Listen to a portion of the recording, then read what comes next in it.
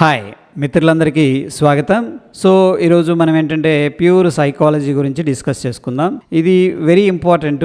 Okay, so మనం జనరల్గా వింటూ ఉంటాం మార్కెట్లో క్రాష్ అయిందని చెప్పేసి, ఒక్కొక్కసారి బబుల్ బరెస్ట్ అయిందని చెప్పేసి వింటూ ఉంటాం అనమాట. అయితే ఫ్రెండ్స్, ఇక్కడ ఏంటంటే సైకలాజికల్గా మనం చూస్తే రెండు ఎమోషన్స్ ఉంటాయి. ఒకటి వచ్చేసరికి మనకి గ్రీడ్, దాని తర్వాత ఫియర్. ఈ రెండు ఎమోషన్స్ వల్ల ఏం జరుగుతుందంటే మార్కెట్ అనేది డ్రైవ్ చేయబడుతుంది. ఓకే, అది ఎలా డ్రైవ్ చేస్తుంది, దాని నుంచి మనం ఎలా ప్రొటెక్ట్ చేసుకోవచ్చు అనేది చూద్దాం. ఇక్కడ చూడండి, ప్రతి దానికి కూడా ఒక వాల్యూ ఉంటుంది అనమాట.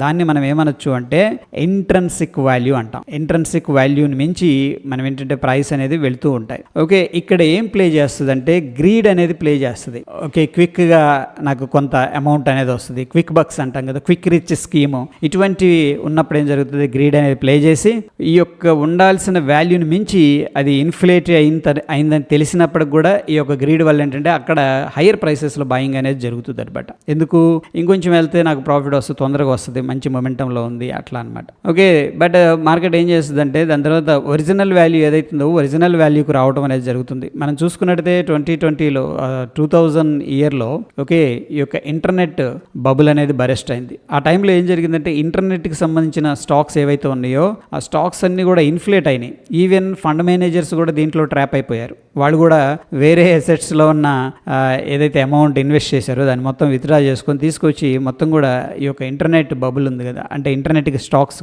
రిలేటెడ్ స్టాక్స్ వాటిలో ఇన్వెస్ట్ చేయడం అనేది జరిగింది. అదేంటంటే క్రాష్ అయిపోయింది. ఓకే, ఎక్స్ట్రీమ్కి వెళ్ళిపోయింది అనమాట అక్కడ. దాని తర్వాత ఏం జరిగిందంటే ఇక్కడ ఏదైతే ఒరిజినల్ వాల్యూ ఉందో అక్కడికి అనేది రావడం జరిగింది. ఈ లోపు దగ్గర 70 to 80%, 90% ఈ యొక్క అమౌంట్ అనేది లాస్ అయిపోయారు. నెక్స్ట్ మనం అండర్స్టాండ్ చేసుకుంటే ఫ్రెండ్స్, సెకండ్ ఎమోషన్ వచ్చేసరికి ఫియర్. మార్కెట్లో ఇది కూడా క్రూషియల్ రోల్ అనేది ప్లే చేస్తుంది. సో ఎప్పుడైతే మార్కెట్ ఒక ఇంట్రెన్సిక్ వాల్యూ దాటి కిందకు వస్తుందో ఇక్కడ ఫియర్ అనేది ప్లే చేస్తుంది అనమాట. సో అప్పటిదాకా స్టేబుల్గా ఉన్నవాళ్ళు ఎప్పుడైతే ఈ యొక్క పోర్ట్ఫోలియోలో నెగిటివ్ రిటర్న్స్ అనేది స్టార్ట్ చేస్తారో వాళ్ళు ఏంటంటే ఫియర్ అయిపోతారు. మార్కెట్ ఇంకెంత కిందకి వెళ్ళిపోతుందో అన్న ఫియర్లో ఏంటంటే డంప్ చేయడం జరుగుతుంది.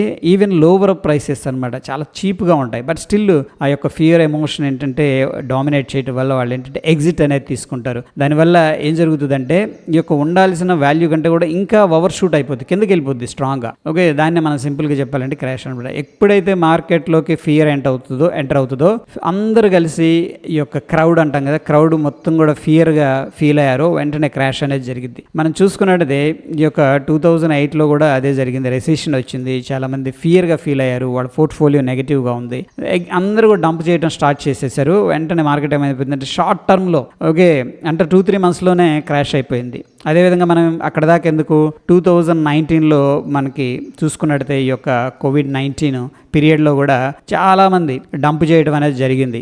నేను 2-3 మాట్లాడినప్పుడు వాళ్ళు కూడా అదే చెప్పారనమాట. నాకు భయం వేసింది ఆ టైంలో, నేను సెల్ అనేది తీసుకున్నాను, సెల్ చేసేసాను. అవి గన ఉన్నట్టయితే చూడండి, అవి గన ఉన్నట్టయితే ఇప్పుడు నాకు 200-300% రిటర్న్ అనేది వచ్చేది అని చెప్పేసి. బట్ ఎనీహౌ ఇక్కడ మనం చూస్తే ఏం ప్లే చేసింది, ఎగ్జిట్ ఎందుకు తీసుకోవాల్సి వచ్చిందంటే బికాజ్ ఆఫ్ ఫియర్ అనమాట. అంటే ఎమోషనల్గా డెసిషన్స్ అనేవి తీసుకోవడం వల్ల ఈ యొక్క మార్కెట్ అనేది ఇంకా ఉండాల్సిన ఇంట్రెన్సిక్ వాల్యూ ఏదైతే ఉందో దాటి కిందకు వెళ్ళడం అనేది జరిగింది. సో ఫ్రెండ్స్, ఇక్కడ ఇవి రెండు కూడా కామన్ ఫ్యాక్టర్స్ మార్కెట్లో, ఎవరు అతిథులు కాదు. దీన్ని ఎంతో కొంత ట్రేడర్ అవ్వచ్చు, స్వింగ్ ట్రేడర్ అవ్వచ్చు, యొక్క ఇన్వెస్టర్ అవ్వచ్చు, అందరూ కూడా ఎక్స్పీరియన్స్ చేస్తారు వీటిని, ఫియర్, గ్రీడ్ అనేది. అయితే ఇక వన్స్ మనకు అండర్స్టాండ్ చేసుకున్న తర్వాత మార్కెట్లో ఫియర్ ఉంటుంది, గ్రీడ్ ఉంటుంది అని చెప్పేసి నా ఏంటంటే మనం మాస్టర్ ప్లాన్ అనేది డ్రా చేసుకోవాలి. ఓకే, మాస్టర్ ఆఫ్ అప్రోచ్ అనేది కావాలన్నమాట. ఫస్ట్ ఆఫ్ ఆల్ ఏంటంటే ఫ్రెండ్స్, మనకేంటంటే డెఫినెట్గా ఒక ప్లాన్ అనేది క్రియేట్ చేసుకోవాలి. ప్లాన్లో మనకేంటంటే ఒక ఎంట్రీ ఉంటుంది, ఓకే, దాని తర్వాత ఎగ్జిట్ ఉంటుంది. ఈ రెండు కూడా ఏంటంటే యాజ్ పర్ ద ప్లాన్ అనేది మనం వెళుతూ ఉండాలి. సో ఇక్కడ ఫర్ ఎగ్జాంపుల్ మనం ఎంట్రీ తీసుకున్నాం, ఫర్ ఎగ్జాంపుల్ ప్రతిదానికి మనం 20% స్టాప్ లాస్ లేదా 5% స్టాప్ లాస్ మెయింటైన్ చేయాల్సిన అవసరం లేదు. అది కూడా ఒక ప్లాన్ అనమాట. ఫర్ ఎగ్జాంపుల్ ఇప్పుడు మనం ఐటీసీ తీసుకుందాం, దీంట్లో స్టాప్ లాస్ పెట్టలేం అంటే జనరల్గా చెప్తున్నాను. అదేవిధంగా HDFC బ్యాంక్ ఉంది, ఇది కూడా మంచి స్టాక్ లాంగ్ టర్మ్లో. మనకి కోల్ ఇండియా ఉంది, వీళ్ళందరూ డివిడెండ్స్ ఇస్తూ ఉంటారు. వీటిలో మనం ఎగ్జిట్ తీసుకున్నాం అనుకోండి, ఉపయోగం ఉండదు. దీన్ని కూడా ఒక ప్లాన్ అనేది చేసుకోవాలి. ఒకవేళ వీటిల్లో ఇంపార్టెంట్ లెవెల్స్ దగ్గరకు వచ్చినప్పుడు నేను ఏం చేయొచ్చు అంటే దాన్ని యావరేజింగ్ చేసుకొని ఇంకా కొంచెం అడిషనల్గా యాడ్ చేసుకుంటే బెటరా, ఇదంతా కూడా ప్లాన్ అనమాట. ప్రతి ప్లాన్లో కూడా మనం ఏంటంటే ఓన్లీ ఎంట్రీ ఎగ్జిట్ అంటే ఇంకా స్టాప్ లాస్ పెట్టడమే కాదు. స్టాప్ లాస్ అనేది పెడితే ఇక ఈ స్టాక్స్కి వాల్యూ ఉండదు. ఓకే, కొన్ని స్టాక్స్కి నేను మాట్లాడుతుంది. సో ఇది కూడా ప్లాన్ అనమాట. అయితే కొన్ని స్టాక్స్ ఉన్నాయి వాటిలో తీసుకోవాల్సి వస్తుంది. ఇక ఏది ఎగ్జిట్ ప్లాన్ అనమాట. ఇంకేదో 20% లాస్ కానీ లేకపోతే ఏదైతే రీసెంట్గా స్వింగ్లో అంటాం కదా, ఆ స్వింగ్లో కానీ బ్రేక్ అయితే మనం స్టాప్ లాస్ అనేది తీసుకుంటాం. ఇది కూడా ఒక ప్లాను. ఈ రెండు కూడా మన ప్లాన్ కిందకే వస్తాయి. వీటిలోనేమో మంచి కంపెనీ ఫండమెంటల్గా స్ట్రాంగ్గా ఉన్న కంపెనీస్లో మన ప్లాన్ ఉండాలి. నేను ఐటీసీలో ఈ ప్రైస్ దగ్గరకు వస్తే ఇంకొంచెం యాడ్ చేసుకునే ప్రయత్నం అయితే చేస్తాను, అది ఒక ప్లాను. లేదు ఇంకొంచెం వేరే స్టాక్స్ ఉన్నాయి ఫండమెంటల్గా వీక్గా ఉంటాయి, బట్ ఏంటంటే అవి కూడా బుల్తో పాటు పరిగెత్తుతూ ఉంటాయి అనమాట. వాటిల్లో మనం తీసుకోవాల్సి వస్తుంది, అది కూడా ఒక ప్లాన్. ఓకే, దీంట్లో నేను 10% లాస్ తీసుకుంటాను, ఇంకా అంతకు మించి దీంట్లో లాస్ తీసుకోలేను. ఎందుకంటే కొన్ని కంపెనీలు ఫ్రెండ్స్ ఇలా వెళ్ళి especially small cap mid cap ఏది ఇక అది చెప్పలేము అనమాట. 10 రూపాయలు ఉన్న స్టాక్ 300 400 అలా వెళుతుంది. అక్కడ నుంచి కూడా ఇక రాదు, ఆ ప్రైస్ రాదు. ఓకే, ఇటువంటి వాటిలో మనం ఇన్వెస్ట్ చేసుకోలేము, ఇక డిప్ బై చేయలేము. ఎందుకంటే ఇవి వెళ్ళిపోతాయి, ఎక్కడికో వెళ్ళిపోయి మళ్ళీ 10 yearsకు 5 yearsకు వస్తే రాకపోతే రాకపోవు అనమాట. ఓకే, సో ఆ విధంగా ఏంటంటే మనం స్టాక్స్ని కూడా కేటగరైజ్ చేయగలగాలి. That is set to be master plan. Okay, దాని తర్వాత సెకండ్ ఏంటంటే మనకి హారిజను అవి కూడా తెలియాలి ఫ్రెండ్స్. ఓకేనా, నేను ఇన్వెస్ట్మెంట్ చేస్తున్నాను, ఫర్ ఎగ్జాంపుల్ ఇన్వెస్ట్మెంట్ ఎన్ని ఇయర్స్ కోసం చేస్తున్నాను, 10 years 5 years 3 years అంటే నా గోల్ ఏంటి. అంటే గోల్ ఇన్ ద సెన్స్ ఏంటంటే నేను ఈ యొక్క ఇన్వెస్ట్మెంట్ వల్ల ఇంత రిటర్న్ వస్తే దాన్ని నేను ఈ విధంగా యూస్ చేయాలనుకుంటున్నాను.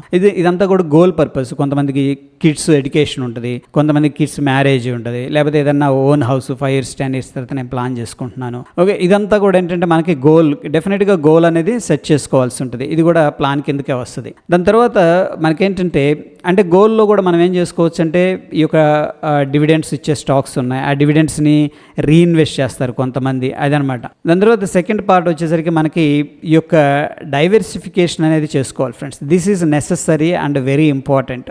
ఓకే, సో ఫర్ ఎగ్జాంపుల్ ఇక్కడ వెరీ సింపుల్గా మనం చూస్తే స్టాక్స్లో ఇన్వెస్ట్ చేసుకున్నాం. దాని తర్వాత మనం ఏం చేయొచ్చు, బాండ్ మార్కెట్కి వెళ్ళిపోవచ్చు. దాని తర్వాత మనం ఏం చేయొచ్చు, క్యాష్లో పెట్టుకోవచ్చు అనమాట. క్యాష్ రిజర్వ్స్ అనుకోవచ్చు, లేకపోతే సింపుల్గా చెప్పాలంటే ఎఫ్డీస్. సో చూడండి ఇక్కడ మనం స్టాక్స్ ఎందుకు ప్రిఫర్ చేస్తాం, ఇక్కడ ఎక్స్ట్రా ఆల్ఫా జనరేట్ చేయడానికి, ఎక్స్ట్రా రిటర్న్స్ అనమాట. మనం ఇప్పుడు బాండ్కి వెళ్తే మనకి 7 to 9% దాకా రిటర్న్స్ ఇస్తారు. బట్ దీంట్లో ప్రాబ్లం ఏంటంటే వాళ్ళు 5 to 15 years లాక్ పీరియడ్ ఉంటుంది. 5 years 7 years 9 years 15 years ఇక్కడ లాక్ పీరియడ్ ఉంటుంది కదా. సో అందుకని ఇల్లిక్విడ్, మనం ఎప్పుడు కావాలంటే ఇప్పుడు తీసుకోలేం, నామ్స్ బేక్ చేయాలి, మళ్ళీ మనకు ఛార్జెస్ పడుతూ ఉంటాయి. ఇక ఎఫ్డీలో ఏంటంటే మనకి 400 days దాటింది అనుకోండి, వాళ్ళు ఏం చేస్తుంటారు 7.1% ప్రస్తుతానికి మనకి యాన్యువల్గా ఇవ్వడం అనేది జరుగుతుంది. అంటే మనం ఒక 1 lakh అనేది ఇన్వెస్ట్ చేసుకున్నాం అనుకోండి, 400 days తర్వాత వాళ్ళు ఏంటంటే మంత్లీ ఇంట్రెస్ట్ ఇస్తారు, దగ్గర 600 rupees రావడం జరుగుతుంది. అండ్ మోర్ ఓవర్ ఏంటంటే ఇది కొద్దిగా లిక్విడ్ అనమాట. మనకు కావాల్సి వచ్చినప్పుడు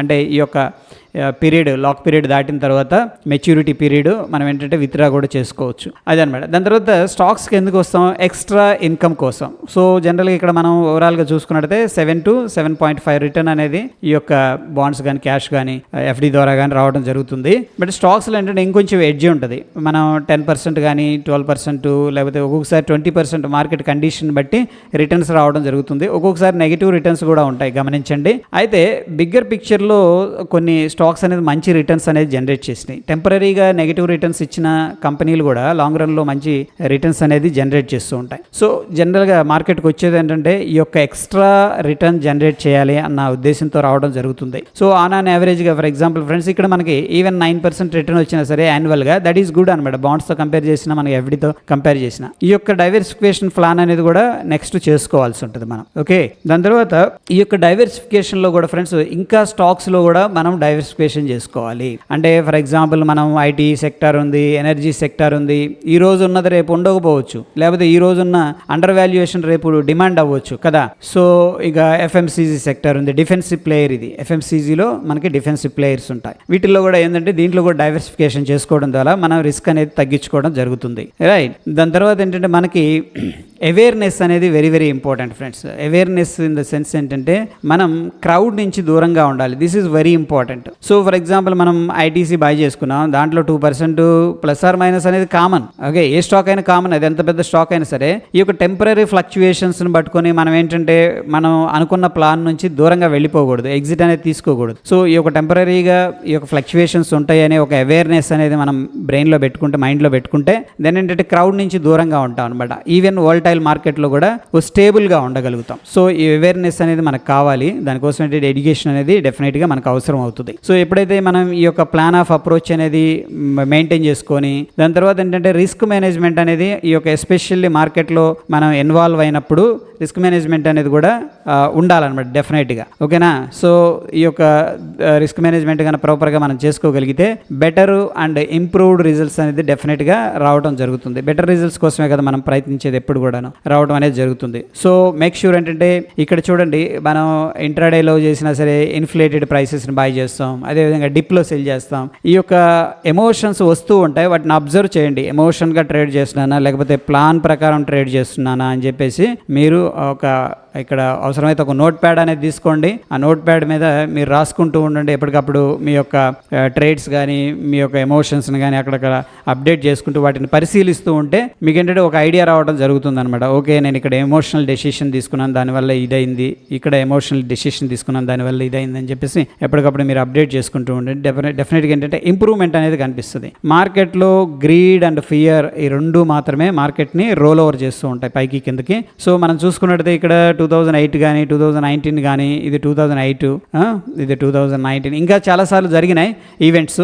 but market up trend, bigger పిక్చర్లో ఏముంది, అప్ ట్రెండ్లో ఉంది. సో బిగ్గర్ పిక్చర్ అనేది చూడగలగాలి. ఎస్పెషల్లీ మనం లాంగ్ టర్మ్ హారిజన్తో వెళుతున్నప్పుడు ఈ యొక్క షార్ట్ టర్మ్ నాయిస్ని ఎలిమినేట్ చేసుకొని మనం ఏంటంటే మార్కెట్ బిగ్గర్ పిక్చర్లో ఏం చెప్తుంది, మన బిగ్గర్ పిక్చర్లో ఏంటి, మన గోల్స్ ఏంటి, మన ఎయిమ్స్ ఏంటి అని చెప్పేసి ప్లాన్ చేసుకుంటే మనకేంటంటే సక్సెస్ అనేది వస్తుంది ఫ్రెండ్స్. ఓకేనా? లేదు మనం క్రౌడ్తో పాటు మూవ్ అవుతున్నాం అనుకోండి, we cannot reach our destination ఎప్పుడు కూడా. ఎందుకంటే ఇక్కడ బై చేసాం, ఇక్కడ బై చేసాం, ఇక్కడ సెల్ చేసాం, ఇక్కడ బై చేసాం, ఇక్కడ సెల్ చేసాం, ఉపయోగం లేదు. మనం బిగ్గర్ పిక్చర్లో చూసుకున్నాం అనుకోండి, ప్లాన్ చేసుకున్నాం అంటే మనకి ఏంటంటే మంచి సక్సెస్ అండ్ మంచి రిటర్న్స్ కూడా రావడం అనేది జరుగుతుంది friends. So this is all about అంటే సైకాలజీ ఆస్పెక్ట్. దీని మీద ఫోకస్ చేయాల్సి ఉంటుంది. ఎప్పుడైతే ఈ యొక్క పర్టికులర్ ఆస్పెక్ట్ మీద మనం స్ట్రాంగ్గా ఫోకస్ అనేది చేస్తామో, యాక్చువల్గా ఏంటంటే ఈ యొక్క 10% సక్సెస్ పీపుల్ ఉన్నారు కదా, వాళ్ళు మెయిన్ ఫోకస్ చేసేది ఇదే. Okay, risk management and psychology. ఆ సైకాలజీ అనేది స్ట్రాంగ్గా ఉందంటే డెఫినెట్గా ఏంటంటే మనకి బెస్ట్ రిజల్ట్స్ రావడం అనేది జరుగుతుంది. సో ఇది దీనికి సంబంధించిన అంశం. దీనికి సంబంధించిన డౌట్స్ ఎటువంటిది ఉన్నా సరే కింద కామెంట్ రూపంలో తెలియజేయండి. అండ్ మన యొక్క ఎఫర్ట్స్ మీకు హెల్ప్ అవుతున్నాయి అంటే డెఫినెట్గా లైక్ చేస్తూ ఉండండి ఫ్రెండ్స్. మరొక ఎపిసోడ్లో మళ్ళీ కలుసుకుందాం. Stay tune. ధన్యవాదాలు.